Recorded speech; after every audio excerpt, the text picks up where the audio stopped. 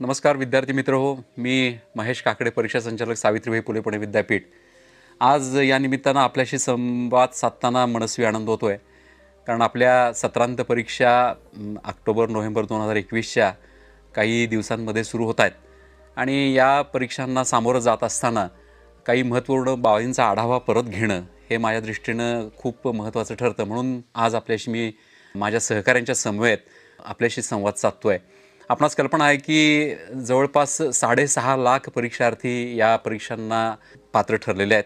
त्यांनी आवेदनपत्रही जमा केलेली आहेत आपल्याकडे। जवळपास 284 अभ्यासक्रमांकरता ह्या परीक्षा होत आहेत आणि याच्यामध्ये जवळपास 6000 विषयांच्या प्रश्नपत्रिकांवर विद्यार्थी परीक्षा देतील। या 6.5 लाख विद्यार्थ्यांपैकी जवळपास 5-1 लाख विद्यार्थ्यांना आपण परीक्षांना सामोरं जाण्यासाठी म्हणून जे काही त्यांच्या दृष्टीनं सुरक्षिततेच्या दृष्टीनं युजरनेम पासवर्ड पाठवायचे ते पाठवून आपल्याकडून झालेले आहेत।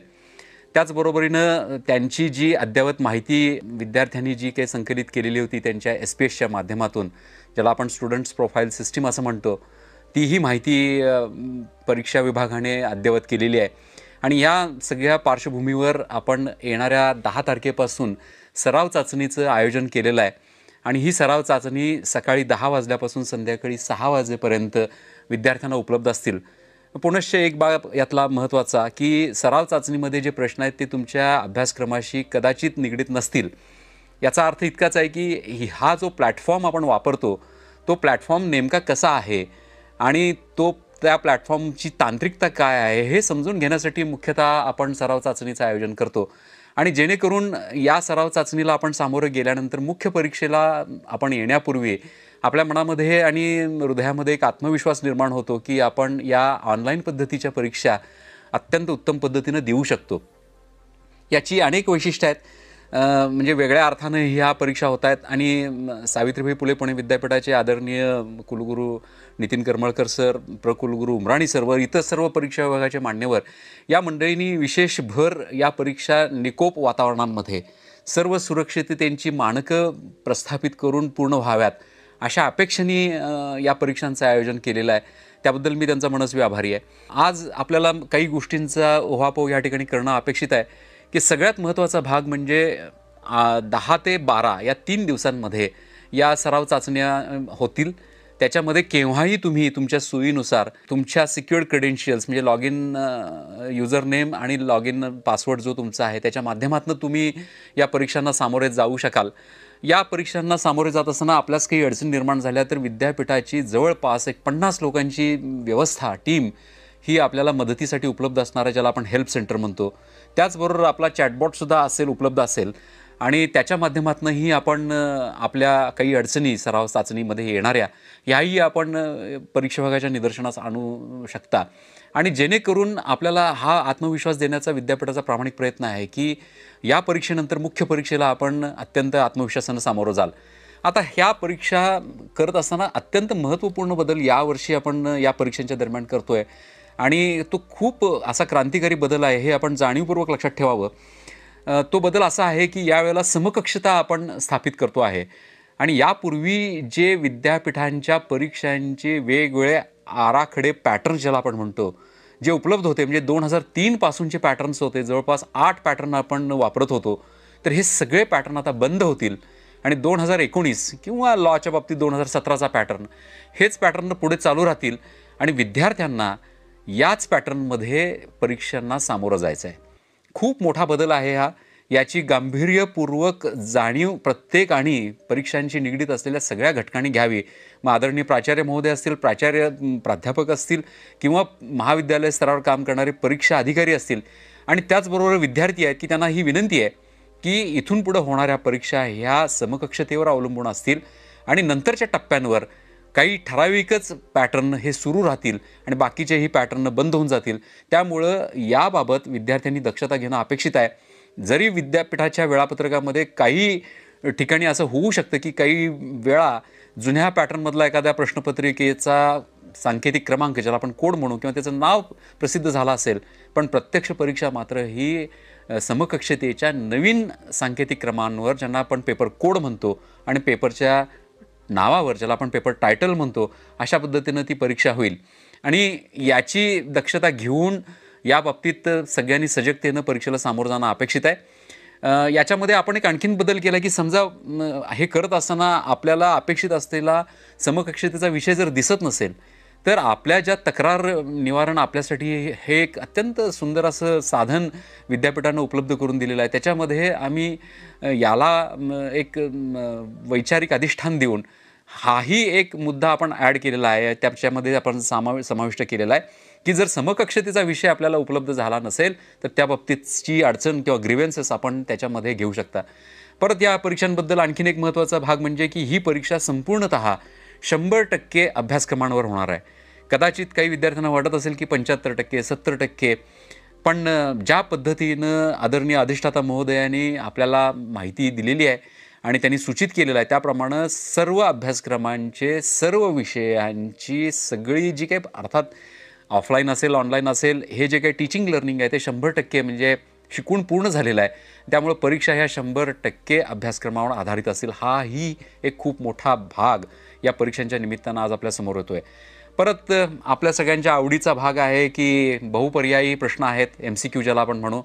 नेहमीप्रमाणे 60 प्रश्न आपल्याला दिले जातील, त्यापैकी 50 प्रश्न आपण सोडवायचे आहेत. काही ठिकाणी जसं गणितीय पेपर आहेत त्या ठिकाणी 30 प्रश्न असतील, त्यापैकी 25 प्रश्न आपण सोडवायचे आहेत. ह्या सर्व परीक्षा 1 तासाच्या असतील आणि जो तुम्हाला परीक्षांकरता वेळ उपलब्ध करून दिलेला आहे तो 2 तासाचा स्लॉट आपण म्हणतो. सकाळी 10 वाजल्यापासून ते सुरू होईल, पण त्या 2 तासाच्या स्लॉटमध्ये तुम्ही पहिल्या तासांमध्ये तुम्हाला या परीक्षांकरता प्रविष्ट व्हावं लागेल. जर 1 तासानंतर तुम्ही प्रविष्ट होण्याचा प्रयत्न केला तर निश्चितपणानं तुम्हाला परीक्षेची संधी उपलब्ध होणार नाही, कारण परीक्षेचा जो मुख्य वेळ आहे 1 तासाचा, तो 1 तासाचा वेळ तुम्हाला उपलब्ध होणं आवश्यक आहे. त्यामुळे विद्यार्थी मित्रांना, सर्व परीक्षार्थींना माझी नम्र विनंती आहे की त्यांनी पहिल्या तासाभरामध्ये टप्प्याटप्प्याने तुम्ही या परीक्षांना सामोरं जाण्याचं आहे. अर्थात विद्यापीठानं तांत्रिकतेची बूज अत्यंत उत्तमरित्या राखलेली आहे आणि ज्या वातावरणातून आज मी तुमच्याशी संवाद साधतोय त्यातली व्यावसायिकता आपण लक्षात घ्याल आणि ज्या पद्धतीचं हा संवाद तुमच्यासमोर येतो आहे त्याचंही मी कौतुक करेन की अशा पद्धतीनं एक व्यावसायिकतेची बूज राखून विद्यार्थ्यांशी आपण संवाद साधतोय. असो, हा भाग आपण क्षणभर बाजूला ठेवूया. पण 1 तासामध्ये तुम्हाला लॉग इन व्हावं लागेल आणि त्या पद्धतीनं तुम्हाला पुढं जावं लागेल. हे जर होऊ शकलं नाही तर याबाबतची कुठलीही तक्रार तुमची स्वीकारली जाणार नाही. त्याला कुठलंही पर्याय या परीक्षा विभागाकडून तुम्हाला उपलब्ध करून दिला जाणार नाही. याच्यानंतर आपल्यात सगळ्यात महत्त्वाचा भाग आहे की 2 तासानंतर कुठलीही वाढीव वेळ मिळणार नाही, कारण विद्यापीठानं तांत्रिकता आणि या परीक्षेकरता वापरण्यात येणारं जे सॉफ्टवेअर आहे याची वेळोवेळी चाचणी घेतलेली आहे. आम्ही प्रत्येक परीक्षेला सामोरं जात असताना ह्याची चाचणी निश्चितपणानं होत असते आणि म्हणून त्यातली तांत्रिकता ही सर्वोत्तम आहे याबाबतचा एक विश्वास मी तुम्हाला या निमित्तानं देऊ इच्छितो. आणि त्यामुळे कुठल्याही पद्धतीनं एक पर्याय म्हणून आपण काहीतरी अशा पद्धतीची तांत्रिकता निर्माण केली तर त्याचा कुठेही विचार केला जाणार नाही, याची आपण निश्चितपणानं दखल घ्यावी. त्याचबरोबरीने जी प्रश्नपत्रिका तुमच्यासमोर उपलब्ध होईल ती प्रत्येक प्रश्न तुमच्यासमोर येईल, तो पुढे जाईल. पुढे जात असताना त्याच्याकरता 4 पर्याय असतील. तो पर्याय निवडत असताना आपण इतरत्र कुठंही माऊसच्या माध्यमातून किंवा तुमचा टच स्क्रीन असेल त्याच्या माध्यमातून त्याला ते उत्तर संग्रहित करण्याबद्दल सांगू शकत नाही, कारण त्याच्या अनुषंगानं जे रेडिओ बटन समोर आहे, समजा ABCD 4 पर्याय, तर त्या ABCD समोर 4 रेडिओ बटन असतील. समजा माझा पर्याय B असेल तर Bच्या समोरचं रेडिओ बटन आपल्याला या निमित्तानं क्लिक करावं लागेल. जोपर्यंत ते क्लिक होत नाही, अर्थात तांत्रिकतेची बाजू इतकी आहे की तुमचं जोपर्यंत उत्तर परीक्षा विभागाकडे संग्रहित होत नाही किंवा जमा होत नाही तोपर्यंत पुढं जाणार नाही. पण तरीसुद्धा आपण ही दक्षता घ्यावी लागेल आणि त्या पद्धतीनं आपल्याला आपल्या वेळेचं नियोजन करावं लागेल. या प्रश्नपत्रिकांमध्ये माझ्या सर्व सहकाऱ्यांनी अत्यंत काळजी घेतलेली आहे की प्रश्नांची जी गुणवत्ता आहे ती गुणवत्ता वेळोवेळी आम्ही तपासतोच आहे आणि त्याचबरोबरीनं ही गुणवत्ता तपासण्याकरता विशिष्ट अशा तज्ज्ञांची नियुक्ती परीक्षा विभागाने केलेली आहे आणि त्यांच्या माध्यमातून परिपूर्ण प्रयत्न हाच आहे की विद्यार्थ्यांच्या समोर, परीक्षार्थींच्या समोर जी प्रश्नपत्रिका येईल ती बिनचूक असावी. अर्थात याच्यामध्ये मी असं म्हणणार नाही, पण त्रुटी राहणार नाहीत याचा विश्वास मी तुम्हाला देतो. यानंतर आपल्याला कल्पना आहे की परीक्षा देत असताना आपल्याला काही अडचणी निर्माण झाल्या तर आपण त्याच्याबद्दलच्या तक्रारी, ग्रीव्हन्सेस ज्याला आपण म्हणतो, त्या पुढच्या 5 दिवसांमध्ये विद्यापीठाकडे आपण निश्चितपणानं सादर करायचे आहेत. कारण तुम्हाला माहीत आहे की जर आपण हे करू नाही शकलो तर याबाबतची एक तांत्रिक माहिती परीक्षेकडे उपलब्ध होणार नाही. याच्याकरता सुद्धा एक विशिष्ट उच्चस्तरीय समिती गठीत करण्यात आलेली आहे. ती समिती प्रत्येक तक्रारीचं निवारण निश्चितपणानं करेल आणि त्याच्यामध्ये तथ्य असेल तर विद्यार्थ्यांना पुनर्परीक्षांची संधी आपण देणार आहे. आपल्याला कल्पना आहे की सावित्रीबाई फुले पुणे विद्यापीठ हे महाराष्ट्रातलं एकमेव विद्यापीठ आहे की विद्यार्थ्यांचा निकाल आपण 48 तासांच्या आत आपण विद्यार्थ्यांना दाखवतो. आणि तो दाखवत असताना परिपूर्णतेनं काळजी एवढी घेतली जाते की जी प्रश्नपत्रिका असते त्याच्या अनुषंगानं जी उत्तरांचा जो संच असतो तो उत्तरांचा संच आपण अत्यंत स्वयंचलित पद्धतीनं तो लावतो आणि त्याचं उत्तर तयार होतं. पण या परीक्षांमध्ये काही विद्यार्थ्यांना असं वाटतं की माझा परफॉर्मन्स आणखीन मला मार्क्स पडायला पाहिजे होते, हा परफॉर्मन्स माझा योग्य नाही, याच्याबद्दलचा ग्रीव्हन्सेस नोंदवावा. तर अशा कुठल्याही पद्धतीचा ग्रीव्हन्सेस नोंदवला जाणार नाही. तुम्हाला कल्पना आहे की जर विद्यार्थ्यांनी 60 पैकी 40 प्रश्न सोडवले असतील आणि 40 गुणांपेक्षा 40 आणि 40 गुणांपेक्षा जर जास्त त्यांना गुण पडले असतील तर याबाबतचा कुठलाही तक्रारीचा भाग परीक्षा विभाग आपल्याकडून स्वीकारणार नाही आणि त्याबद्दल आपल्याला तुमच्याशी कुठलाही संवादही केला जाणार नाही. अर्थात अनेक परीक्षांना सामोरं जात असताना अडचणी येऊ शकतात. लॉग इन न होणं, अचानक लॉग आऊट होणं, पुन्हा लॉग इन न करता येणं. अर्थात प्रयत्न आमचा हाच आहे. आमची सर्व तांत्रिक बूज सांभाळणारी SPPUG टेकची जी टीम आहे त्याचे सगळे आमचे सहकारी या बाबतीत अत्यंत कार्यक्षमतेनं आणि प्रशासकीय उत्तुंगतेनं काम करतायत. त्यामुळं ह्या अडचणी होणार नाहीत. पण शेवटी तांत्रिकता आहे, उपलब्ध असलेली बँडविड्थ असेल, कदाचित तुम्हाला मिळणारं इंटरनेट असेल, याच्यामुळं कदाचित ह्या अडचणी असू शकतात. पण हा एक तक्रारीचा भाग, अडचणींचा भाग आपण दिलेला आहे. इंग्रजी मराठी मीडियम असताना इंग्रजी मीडियमची प्रश्नपत्रिका उपलब्ध झाली, कदाचित असंही होऊ शकेल. कारण 7-1 लाखाच्या आसपास आपल्याकडे परीक्षार्थी येतात. मी तुम्हाला मगाशी त्याची माहिती सांगितली आहे. आकृत्या न दिसणं असं होणार नाही, पण तरीसुद्धा नाही दिसल्या तर हाही ग्रीव्हन्सेस आपण घेऊ शकतो. काही वेळेला परीक्षांच्या जसे मी म्हणालो की 6000 विषय आहेत आणि त्याच्याशिवाय 1600 विषय हे इंग्रजी मराठी माध्यमचे असतात. त्यामुळे कदाचित काही वेळेला असं असू शकतं की पेपर सांकेतिक क्रमांक ज्याला आपण कोड म्हणतो किंवा पेपरचं जे शीर्ष आहे, टायटल ज्याला आपण म्हणतो, याच्यामधल्या साधर्म्यामुळं कदाचित काही विद्यार्थ्यांना त्यांची अलॉटमेंट प्रश्नपत्रिकेची वेगळी होऊ शकते. आणि ही सुद्धा एक आपली अडचण जर झाली असेल तर ती निश्चितपणानं त्याचा विचार केला जाईल आणि पुनर्परीक्षा आपल्याला ज्याला एक्झाम म्हणतो ती परीक्षा आपल्या दृष्टीनं निश्चितपणानं अधिकृत ठरेल. काही वेळेला असं होतं की आपण प्रश्न सोडवतो आणि मग नंतर सबमिट होत नाही असं दिसतं. पण याची मित्रांनो आपण अजिबात फिकीर करू नका, कारण या वेळेला आपण त्याची काळजी घेतलेली आहे. तुमचे प्रश्न सोडवून झाले आणि काही काळांकरता जर तुम्ही त्या व्यवस्थेमध्ये स्थिर राहिलात, आयडल ज्याला आपण म्हणतो, एका विशिष्ट काळानंतर तुमची प्रश्नपत्रिका अत्यंत योग्य पद्धतीनं, स्वयंचलित पद्धतीनं, ज्याला ॲटोमॅटिक सबमिशन असं आपण म्हणतो, तेही आपण निश्चितपणानं करतो आहे. त्यामुळे याची अजिबात आपण मनामध्ये साशंकता बाळगू नये. नंतर सगळ्यात महत्त्वाचा भाग आहे की अजूनही कोविडचं संकट दूर झालेलं नाही आहे. ऐन परीक्षेच्या वेळेला कोविडमुळं काही विद्यार्थ्यांना अडचणी निर्माण झाल्या, काही शारीरिक अस्वास्थ्य निर्माण झालं. तर मला असं वाटतं की त्यांनी याबाबतचा सुद्धा एक अडचणींचा भाग त्या SPS मधून नोंदवला पाहिजे. आणि सगळ्यात महत्त्वाचं म्हणजे आम्ही प्रामाणिक प्रयत्न करतो आहे की एका दिवशी एका वेळेला विद्यार्थ्यांना 2-2 प्रश्नपत्रिकांना किंवा परीक्षांना सामोरं जाऊ नये. पण काही वेळेला इतकी वेळापत्रक आपल्या आहेत, इतके विषय आहेत, तर होऊ शकतं. तर अशा वेळेला किंवा काही वेळेला इतर माध्यमांच्या परीक्षा असतात, जसं MPSCची असेल, UPSCची असेल, CA एक्झामिनेशन, CET एक्झामिनेशन असेल, या परीक्षा आणि आपल्या विद्यापीठाच्या परीक्षा ज्यावेळेला एकत्र येतील त्यावेळेला निश्चितपणानं आपल्याला हा आपल्या संधीचा भाग असेल की आपण ठरवावं. पण इतर माध्यमांच्या किंवा इतरत्र ज्या परीक्षा आपण द्याल त्यामुळं विद्यापीठाची जर परीक्षा आपली होऊ शकली नसेल तर निश्चितपणानं तुम्हाला हा पुनर्परीक्षा देता येईल. हाही भाग आपण मनामध्ये निश्चित ठेवावा. आता याच्यानंतर सगळ्यात महत्त्वाचा भाग आहे की इतकी सगळी काळजी आपण घेतो आहे आणि मी तुम्हाला म्हणालो की सगळे जुने आराखडे, जुने पॅटर्न आपण रद्द करतो आहे, पण समकक्षता देतोही आहेत. आणि समकक्षता देत असताना नुसताच परीक्षा विभाग याच्यामध्ये समाविष्ट असत नाही. याच्यामध्ये आपले विषय तज्ज्ञ असतात, शैक्षणिक विभाग असतो आणि त्यांच्याकडून जोपर्यंत अधिकृतरित्या समकक्षता परीक्षेकडे येत नाही तोपर्यंत परीक्षा विभागाला हा नैतिक अधिकार नाही की ती समकक्षता जाहीर करणं.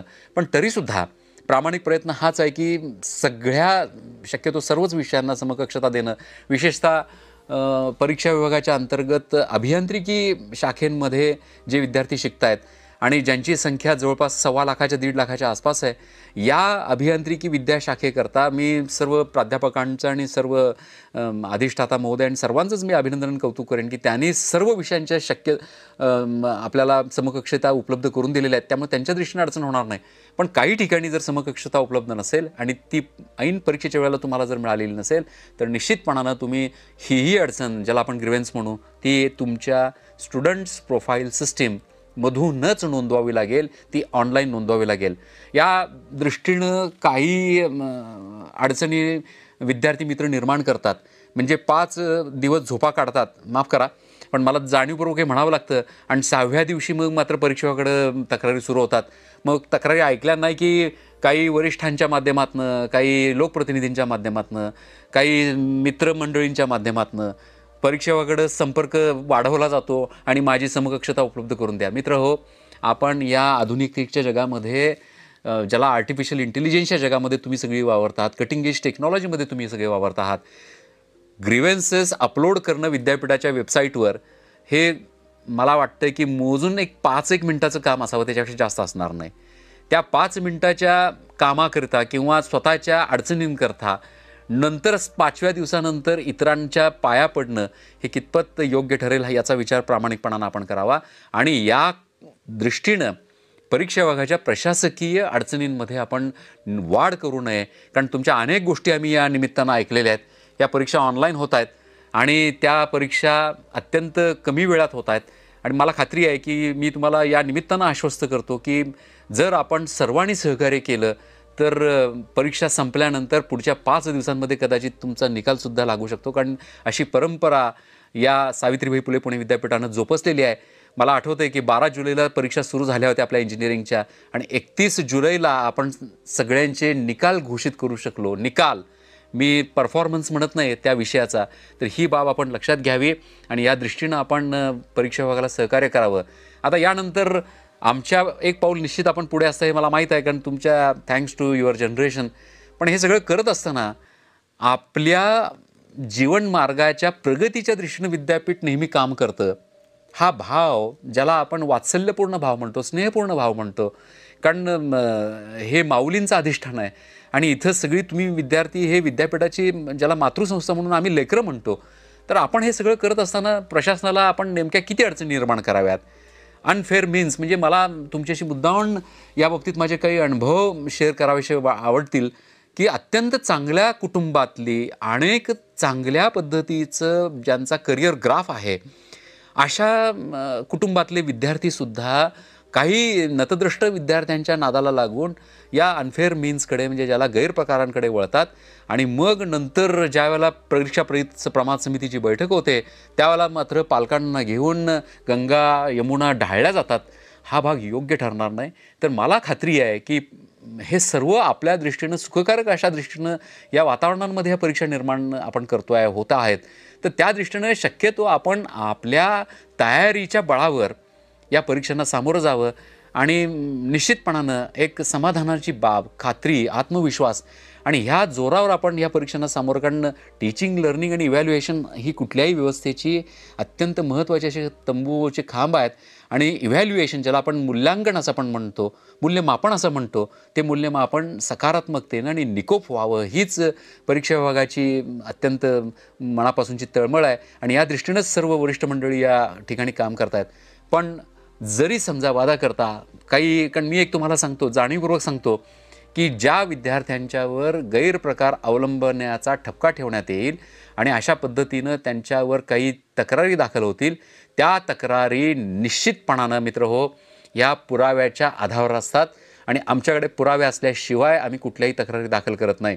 त्यामुळं कुणीही नंतर समाजातल्या इतर माध्यमांना किंवा लोकप्रतिनिधींना अशा पद्धतीनं सांगण्याचा प्रयत्न केला, मी काहीच केलं नाही, मी इकडं बघितलं आणि मी तिकडं बघितलं, मी वापरलंच नाही, तर असं न करता, कारण जर विद्यापीठानं खरोखर इन्फॉर्मेशन टेक्नॉलॉजी ॲक्ट 2008 त्याचे रिव्हिजन 2016 याच्यामधल्या शिक्षेच्या तरतुदी अवलंबल्या तर मित्रहो मी तुम्हाला सांगेन याला रिगरस इम्प्रिझनमेंट आहे, 3 वर्ष सक्त मजुरी आहे, 5 लाख रुपयेपर्यंतचा दंड आहे. तर अशा पद्धतीचा शिक्षेचा मार्ग प्रशासनाला अवलंबण्याची जी काही मजबूरता आहे ती कृपा करून आपण आणू नये आणि या परीक्षा निकोप वातावरणात कराव्यात. संपूर्ण परीक्षा विभाग, संपूर्ण विद्यापीठ प्रशासन, आदरणीय कुलगुरूंपासून ते सर्व परीक्षा मंडळातले सर्व सन्माननीय सदस्य हे सर्व आपल्या बरोबरीने आहेत, आपल्या उज्ज्वल भवितव्याच्या दृष्टीने प्रयत्न करत आहेत. म्हणून माझी आपल्याला एक नम्र विनंती आणि आव्हान पण आहे की याच्यामध्ये आपण परीक्षा प्रमाद समितीसमोर येऊ नये. आता परीक्षा प्रमाद समितीसमोर एखादी तक्रार दाखल झाल्यानंतर जर विद्यार्थी म्हणायला लागला की माझी चूक नाही आहे, काही नाही, ते परीक्षा प्रमाद समिती ठरवेल आणि मग मला परत पुनर्परीक्षा द्या, तर असं होणार नाही. याच्यामध्ये परीक्षा प्रमाद समितीच्या समोर कुठलंही अपील नसतं पुनर्परीक्षेचं. त्यामुळं नो रिएक्झामिनेशन, नो ग्रीव्हन्सेस हा भाग खूप महत्त्वाचा आहे आणि त्यामुळं तुम्ही या गैरप्रकाराकडे कृपा करून वळू नयेत. कारण जवळपास आणखीन 50 लोकांची विद्यापीठातली एक स्वतंत्रपणानं टीम याच्यावर काम करते आहे. काही अभ्यासक्रमांचे व्हिडिओ रेकॉर्डिंग्स, ऑडिओ रेकॉर्डिंग्स होतील आणि त्याच्या आधारे काही तुम्ही जे सोशल मीडियावर जे काही माध्यमांवर तुम्ही जी काही प्रश्नपत्रिका उपलब्ध करून देता इतर लोकांना काही मदतीसाठी, हा तरी अत्यंत आक्षेपार्ह असा गंभीर गुन्हा आहे. त्यामुळे मित्रहो, अशा कुठल्याही गैरप्रकाराला आपण बळी पडू नयेत आणि त्यांना सामोरे जाऊ नयेत. त्याच्यामुळं होणारे प्रश्न हे अत्यंत जटिल आणि संपूर्ण कुटुंबाला एका भीषणतेकडे ढकलणारे असतात. त्यामुळे माझी आपल्याला नम्र विनंती, पुनश्च आव्हान असं असेल की हे गैरप्रकार टाळावेत. येणाऱ्या परीक्षा ह्या 45 दिवसांमध्ये पूर्ण करण्याचा प्रशासनाचा प्रयत्न आहे. कारण त्याच्या पुढे लगेच आपल्याला परीक्षांना पुढच्या परीक्षांना सामोरं जायचं आहे. आत्ताच मी बोलत नाही पुढच्या परीक्षा कशा स्वरूपात असतील, पण तरीसुद्धा या परीक्षांच्या आधारे जे अंतिम वर्षातले विद्यार्थी आहेत त्यांचं भवितव्य अवलंबून असणार आहे. त्यामुळे या परीक्षा आत्मविश्वासाने, संपूर्ण सक्षमतेने आणि आपल्याला प्राप्त झालेल्या ज्ञानांच्या आधारावर आपण सामोरे जाल आणि या परीक्षांकरता संपूर्ण प्रशासनाच्या वतीनं मी आपल्याला मनपूर्वक शुभेच्छा देतो आणि आपल्याला सर्वांना सुयश चिंतितो आणि या दृष्टीनं हा संवाद जास्तीत जास्त परीक्षार्थींपर्यंत आपण पोचवावात हीच एक भूमिका व्यक्त करतो आणि थांबतो.